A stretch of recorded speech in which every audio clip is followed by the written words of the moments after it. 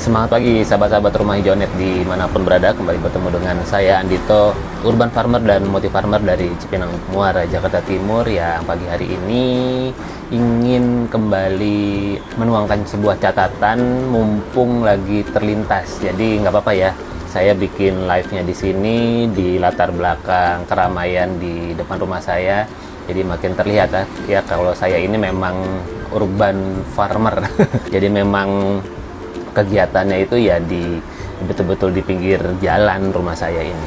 Ya sahabat semua, di pagi hari ini saya mau menceritakan atau menuangkan sebuah catatan. Sebenarnya buat pribadi saya sih, saya ingin simpan di IG Live ini, siapa tahu juga bisa bermanfaat buat teman-teman semua yang mungkin saat ini atau sedang mengompos, lalu kemudian ada sebuah situasi yang membuat Anda mungkin perlu berpindah, atau mungkin Anda terjadi sebuah hal yang katakanlah di luar rencana sehingga Anda tidak bisa mengompos lagi. Jadi saya langsung cerita aja kasusnya ya, tapi kemudian saya sapa dulu, ada Kak Stefani, Mas Jati, sehat Mas Jati, ada Kak Eca juga. Nah silakan teman-teman kalau ada yang mau mungkin diobrolkan sekalian ya di obrolan ngobrol seru urban farming pagi hari ini. Dan saya langsung cerita aja ya. Jadi saya pagi hari ini dapat berbalas pesan gitu ya dengan salah satu sahabat saya yang dulu pernah pesan komposter, dan udah lama banget, bertahun-tahun yang lalu, dan beliau keluar dari grup gitu ya, dari grup sahabat Rumah Hijau. Jadi sahabat Rumah Hijau itu punya grup WhatsApp yang isinya adalah teman-teman yang pernah saya bantu membuat komposter di rumahnya, lalu kemudian instalasi hidroponik. Jadi klien-kliennya Rumah Hijau lah, itu saya kumpulkan di dalam satu grup WhatsApp. Nah terus hari ini, pagi ini saya lihat, loh kok si sahabat saya ini keluar gitu ya, keluar dari grup.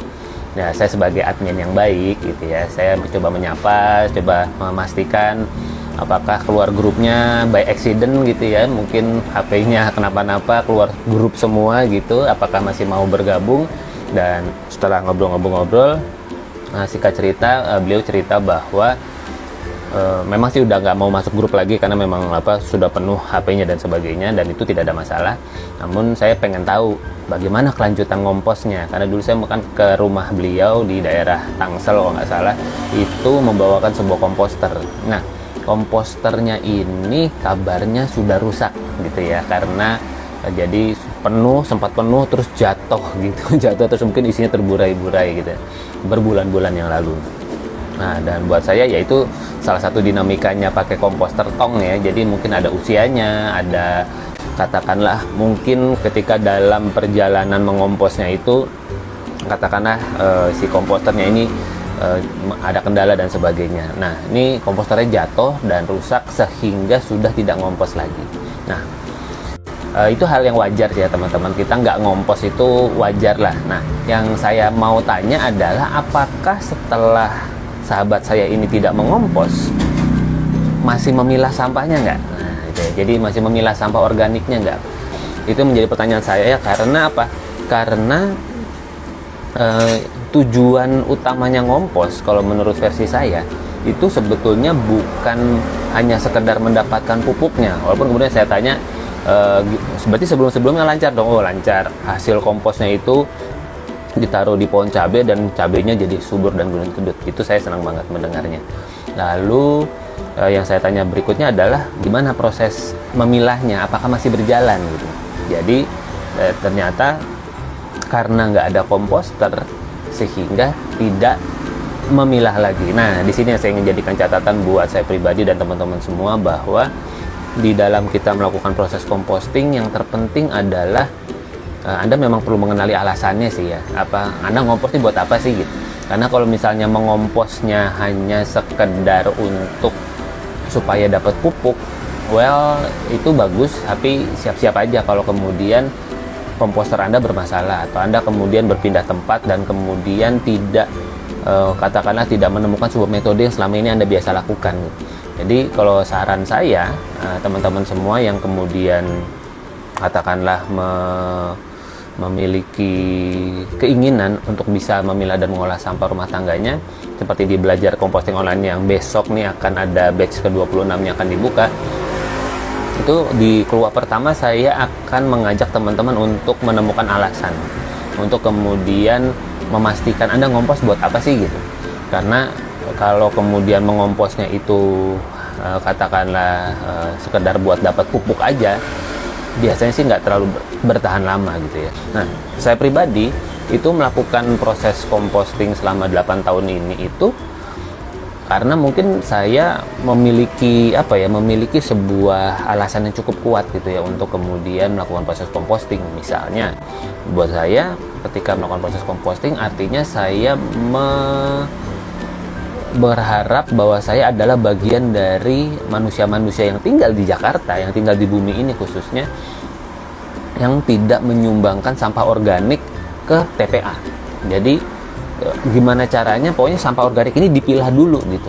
Terus nanti kalau saya nggak punya komposter gimana milahnya? Nah, saya tanyakan tadi ke sahabat saya ini, coba deh apakah kemudian masih bisa nggak bikin kompos pot gitu ya. Jadi kita pakai pot, diisi tanah, diisi sampah organik, ditutup tanah lagi, udah simpen aja seperti itu gitu. Apakah mungkin seperti itu? Atau kalau kemudian memang menggunakan komposter tidak mudah, bagaimana kalau kemudian Anda menggunakan lubang organik ya? Kalau kemudian di rumahnya nggak ada lahan yang bisa digali untuk kemudian mengubur sisa bahan organik Anda sehari-hari, ya mungkin Anda bisa carilah ya tanah di sekitar tempat tinggal Anda yang boleh digali. Ya kan Anda di sana lagi tidak buang sampah. Ya kalau misalnya yang Anda kubur di sana ada plastiknya, ada kertasnya, nah itu Anda nyampah itu Anda mencemari lingkungan. Tetapi ketika kemudian yang Anda simpan di lubang organiknya itu adalah hanya di lubang organik betul, itu hanyalah sisa bahan organik saja, sebetulnya Anda sedang lagi pasang pupuk di sana gitu. Ada Kak Sita, sehat Kak? Lama kita nggak ketemu. Nah, itu sebetulnya adalah sebuah metode atau cara untuk menyuburkan tanah di sana gitu. Jadi kita nggak buang sampah, tetapi kita menyumbangkan sisa bahan organik kita untuk kemudian menjadi penyubur di daerah itu gitu. Nah, tentu ini perlu edukasi ya, perlu edukasi mungkin ke RT, ke RW, ke aparat setempat atau pemilik lahan kalau misalnya bisa ketemu, supaya apa? Supaya mereka juga tahu bahwa yang dilakukan ini hal yang baik. Dan begitulah di pinggiran rumah saya betul-betul kalau udah di atas jam 5 itu wus betul-betul rame lah ya, benar-benar urban farming saya ya, bukan tinggal di pedesaan. Karena kadang-kadang kalau nonton konten-konten yang ngebon di desa gitu enak ya, sepi ya gitu. Nggak apa-apa, setiap kita punya keseruannya masing-masing. Di tempatnya Kak Sita tuh di NTB mungkin lebih hening lagi ya, lebih sepi lagi ya. Nah, jadi saya menyarankan kepada sahabat saya ini ya tentu ini terpulang kepada visinya masing-masing ya. Karena kalau saya, goal besarnya adalah kita tidak menyumbangkan sisa bahan organik kita ke TPS atau TPA. Karena itu yang jadi masalah persampahan sampai hari ini. Kalau teman-teman mampir ke story saya kemarin, saya memposting sebuah info dari Kata Data bagaimana sampah kita itu banyak banget dan 90% itu belum terolah gitu. 28%-nya adalah dari sisa bahan organik. Artinya siapa sih yang mau ngolah sampah yang kecampur gitu ya. Jadi coba deh teman-teman, misalnya mungkin teman-teman yang tergerak di dalam bidang pemilihan sampah perlu sekali-sekali mampir ke TPS 3R gitu ya, atau kemudian ke sebuah tempat pengolahan sampah. Coba deh Anda pilah sampah yang udah kecampur sampah organik. Wow, nikmat. Buat peserta-peserta pelatihan composting kotaku beberapa hari yang lalu, wah itu dapat pengalaman berharga tuh ya, gimana sampah organik itu kecampur sama sampah anorganik itu menderita sekali pemilahannya, dan akhirnya memang nggak bisa melakukan apa-apa gitu, selain kemudian ditumpuk begitu saja. Mau dijadiin RDF, mau diproses, dibakar, diinsenerasi pun kalau sampahnya basah ya nggak efektif gitu. Lebih banyak pembakaran yang dibutuhkan dan sebagainya. Nah, makanya saya kemudian mengajak kepada sahabat saya ini untuk menemukan solusi lain untuk kemudian mengolah sisa bahan organiknya. Karena kalau Anda berhenti ngompos, tapi sama dengan Anda berhenti milah, Anda tidak menyelesaikan masalah gitu. Karena masalah terbesar kita adalah sampah gitu ya. Mungkin ini terlihat seperti hal yang tidak trending gitu ya, yang tidak terlihat ramai karena Ya itu kan sisa akhir, teman-teman semua, di dalam kehidupan kita pasti menghasilkan sampah, bukan? Nah, makanya saya melalui channel ini, Rumah Hijau Net, melalui program belajar composting online, melalui IG Live seperti ini, saya ingin mengajak teman-teman semua, yuk kita menemukan alasan terkuat kita kenapa kita mau memilah sampah rumah tangga kita. Karena begitu Anda tahu alasannya, kalau saya boleh berbagi alasan saya adalah saya tidak mau menyumbangkan sampah organik saya ke TPS, ke TPA. Karena apa? Karena itulah yang menjadi masalah. Kalau kemudian yang masuk ke TPS atau TPA hanya sampah kering saja, nggak awet deh. Teman-teman pemulung itu pasti akan mengambil kardus yang masih kering, botol plastik yang masih kering, kertas-kertas yang masih kering, karena semua ada harganya. Tapi begitu kecampur sampah-sampah organik, semuanya nggak ada harganya. Semuanya sampah, semuanya jadi masalah. Yang organik sebetulnya kalau dipilah jadi sebuah hal yang bermanfaat lah. Saya aja, pupuk organik saya ada yang nawar. Maksudnya si pupuk cairnya itu ada yang nyari gitu ya. Artinya apa? Bisa jadi duit, betul, sampah organik itu ketika terpilah. Sampah anorganik sudah jelas ada bank sampah yang bisa menampung dan sebagainya. Nah, teman-teman semua, melalui video singkat ini, sharing-sharing ini, semoga kemudian kita jadi bisa lebih memahami apa sih tujuan kita melakukan composting, yaitu kita tidak menyumbangkan sampah organik ke lokasi pembuangan sampah akhir maupun sementara, sehingga kita perlu terus menemukan solusi apa yang bisa kita lakukan. Kalau saya boleh kasih saran, kalau komposter itu tidak mudah, bikin compost pot deh. Gimana compost pot, teman-teman bisa cari di video saya di YouTube bagaimana tutorial membuat compost pot, atau kemudian membuat lubang organik. Saya akhir-akhir ini lagi sering bikin lubang organik karena apa? Lagi seru aja gitu ya jadwalnya, sehingga sampah itu yang organiknya itu lagi tertumpuk cukup banyak 2-3 hari, sehingga untuk diolah masuk komposter tuh agak effortnya besar gitu ya, effort baunya, effort pasti pengomposannya juga lebih lama. Ya udah deh, saya kubur aja gitu. Nah, itu beberapa video terakhir itu yang menjadi ilustrasi latar belakang itu isinya saya lagi melakukan praktek lubang organik, dan lubang organik yang saya gali di situ itu 2 minggu yang lalu ada sampah organiknya ya. Jadi ibaratnya ya di tempat yang sama, ketika sudah 2 minggu berjalan kita kubur lagi di situ, ya dia ya bisa dikubur terus seperti itu dan tidak akan bertambah jumlahnya. Kenapa? Pasti ngempes ya, selama tidak ada sampah anorganiknya. Begitu sahabat semua, semoga video ini bisa bermanfaat. Saya berharap teman-teman semua menemukan alasan kuat Anda kenapa perlu melakukan composting dan terus menemukan solusi. Kalau ingin atau katakanlah mendapatkan sebuah tantangan atau kendala dalam melakukan proses composting, Anda boleh japri saya, boleh DM, boleh komen di channel YouTube, atau Anda tahu nomor WhatsApp saya, silahkan gitu ya, untuk kemudian kita temukan solusi terbaik bagaimana supaya teman-teman sampah organiknya tidak tercampur lagi di TPS dan TPA. Pilahlah sampah Anda, siapkan 2 tempat sampah, pilah sampahnya. Ini nanti gimana? Nanti kita cari caranya. Ini sedikit informasi aja, saya lagi kesengsem sama maggot sebetulnya. Jadi saya lagi meniatkan diri saya, salah satu harapan saya di tahun 2023 saya bisa punya perangkat untuk mengolah sampah organik saya dengan metode maggot di rumah gitu. Karena beberapa periode ini saya lagi terpapar informasi itu, dan kayaknya asik nih ya kalau maggot kita karyakan, maggot BSF khususnya, untuk kemudian mengolah sampah organik. Dan ya maggotnya bisa buat makan ayam, kemudian mungkin kasgotnya bisa buat pupuk. Yang jelas sampah organik kita terolah dengan lebih cepat. Itu sih yang ingin kita cari. Oke teman-teman semua, terima kasih sudah berkenan menyimak catatan ini. Kita sapa dulu teman-teman semua yang hadir. Dari Kak Eca, bener aku tanam cabai, bahkan media tanam yang beli tidak tumbuh. Tapi ketika mengumpulkan sampah organik di pot, malah tumbuh tanaman cabainya, meskipun baru 2 tanaman cabai yang tidak sengaja. Selamat Kak, luar biasa, keren. Dan itulah bonusnya ngompos ya. Kadang-kadang benih-benih, biji-biji yang mungkin selama ini kita abaikan, itu kadang-kadang bertumbuhan loh teman-teman semua.